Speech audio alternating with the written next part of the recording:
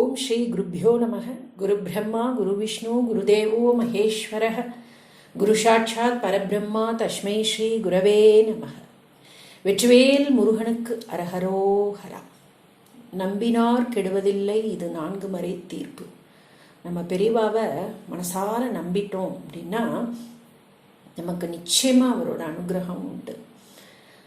அந்த வகையில் இன்னைக்கு ஒரு பூக்கார அம்மா, அவளுக்கு மகாபெரிவா எப்படி ஸ்தூல ரூபமாக இருந்தபோதும் சரி, சூக்ஷ்ம ரூபமாக ஆனப்புறமும் சரி, எப்படி அனுகிரகம் பண்ணார் அப்படிங்கிறத இன்றைய மகாபெரிவா அனுகிரக கதைகளில் பார்க்கலாம். காஞ்ச மடத்தருகில் காமாட்சின்னு ஒரு பூக்காரம்மா. அவள் எப்பயும் மகாபெரிவால் அப்பா அப்பான்னு தான் கூப்பிடுவாள். தினமும் ஒரு கூட பூவினால் பெரியவாளை அர்ச்சனை பண்ணாதான் அவளுக்கு மனசு திருப்தி ஆகும். டெய்லி இப்படி அர்ச்சனை பண்ணும்போதெல்லாம் முடிஞ்சப்புறம் பெரியவா கேட்பா, ஏன் இப்படி பூவெல்லாம் வீணாக்கிற? இதை விற்றா நோக்கு காசு வருமோனோ, ஏன் இப்படி எனக்கு எல்லாத்தையும் போட்டு வீண் பண்ணுற? உனக்கு அது வியாபாரம் இல்லையா அப்படின்னு கேட்பார். அதுக்கு அந்தம்மா, காசு என்ன சாமி, காசா பெருசு?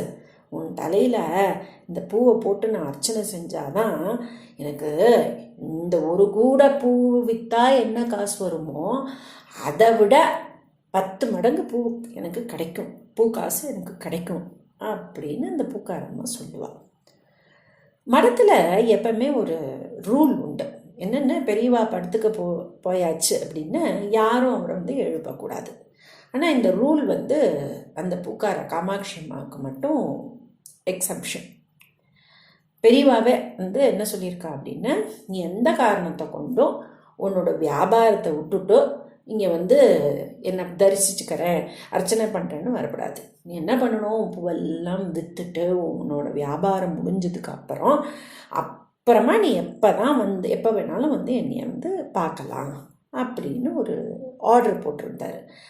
ஏன் அப்படின்னா, அவரோட மனசில் அந்த பூக்காரமாக தன்னோட பிழப்பை தனக்காக விட்டுட்டு இங்கே இருக்கிறது அவருக்கு மனசுக்கு இதமாக தெரியல.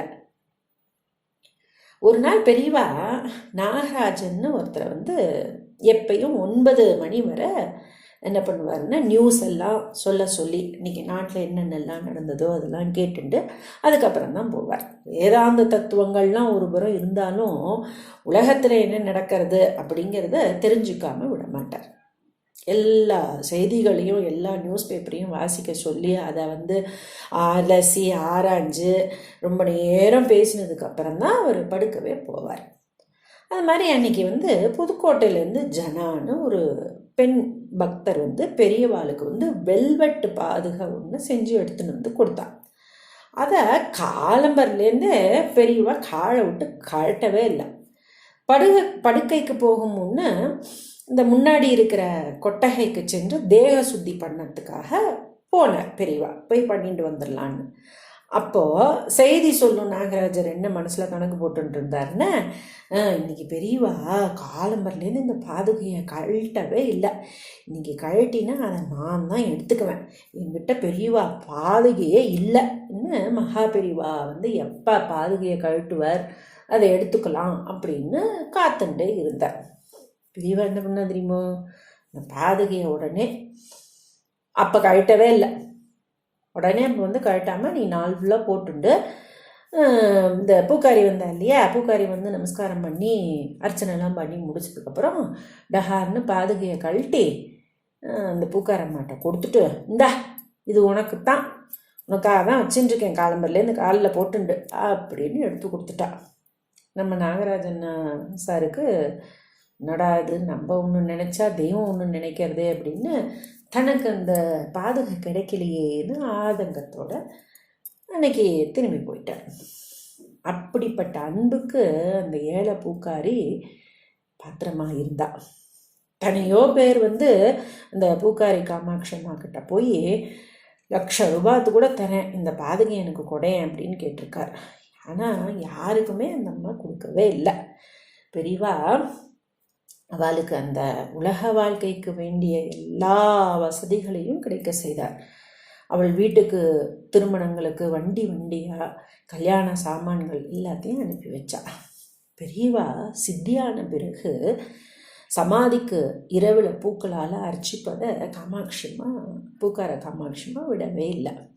ஆனால் பெரியவா இருக்கும்போதெல்லாம் பூக்கூடையை வெறுமனையே அனுப்ப மாட்டார். அந்த பூக்கடையில் பழங்களாக போட்டு ஏதாவது பழத்தை போட்டு அப்போ தான் அனுப்புவார். வெறும் கூடையை அவர் என்றைக்குமே வெளில அனுப்ப மாட்டார். அவர் அந்த சித்தியானதுக்கப்புறம் அன்றைக்கி ஒரு நாள் வெறுங்கையோடு வெளில வரதை பார்க்கும்போது அவளுக்கு ரொம்ப மனசு வருத்தமாக இருந்தது.